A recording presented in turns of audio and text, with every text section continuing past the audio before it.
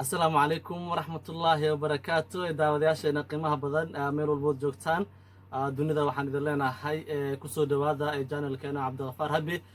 maantana waxaan idin wadnaa dabcan barnaamij aad u xiiso badan oo in badan imikeena daawanaysa ay ka heli doonaan oo ay ku qosli doonaan dabcan waa sheeko qosol badan ayaan idin haynaa barnaamijkan waxa ila jooga maanta saaxiibkay Isaako Fantastic soo dhawaan ku leeyahay saaxiib waan dhawahay saaxiib marka hore aad baad u mahadsantahay sida quruxda leedahay casuumta maanta waa tahay aad baad u mahadsantahay adiguna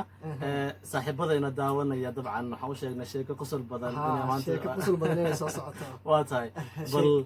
sheekooyinka aad heesid aad bay u tiro badan yihiin hal iyo labo bal adigoo wax ugu sheegaya daawadayaasha hal iyo labo hal waxaan ka tuuraya laba sheeko maanta haye Cabdiqafaar oo maalin maalmaha waa kamid ah waxa dhacday nin cabtooy ayuu ahaa haye sheekada cabtooyaduna waa iska sheekada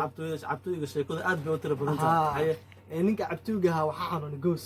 goos baxan goos ayaa xanuun haye goos markuu xanuuno wuxuu imaaday dhakhtar haye dhakhtarku uu imaado wuxuu dhahay dhakhtar ilkahan dhan iga saarku halkaan xanuunaya ireer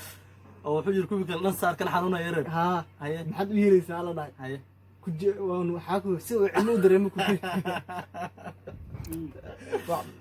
inuu ciro sheeko kale aad macaan badan waa jirtaa oo ku saabsan dhanka iyo taska intaada naadeen midana wuxuu jika leebo